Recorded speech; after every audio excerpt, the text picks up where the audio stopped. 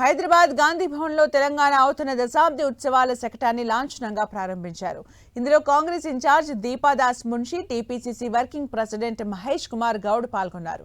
కాంగ్రెస్ 6 గ్యారంటీలు, సంక్షేమ పథకాలను వివరిస్తూ శకటం రూపొందించారు.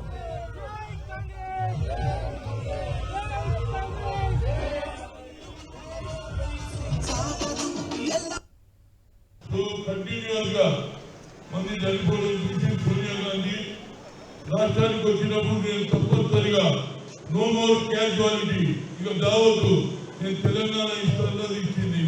దాని ప్రభావమే ఇవాళ పరేడ్ గ్రౌండ్ లో తెలంగాణ ఆవిర్భావ దినం జరుగుతుంది. దానికి ఎక్కువ సంఖ్యలో ప్రతి గ్రామం నుంచి, ప్రతి మండలం నుంచి జనం వస్తున్నారు. ఇది ప్రభుత్వ ప్రోగ్రాం లో తప్పనిసరిగా ఇచ్చిన వాగ్దానాలు, 6 డిక్లరేషనే కానీ, రైతుల సమస్యలే కానీ, నిరుద్యోగ సమస్యలు అన్ని కూడా తీర్చడానికి రేవంత్ రెడ్డి పూనుకున్నాడు.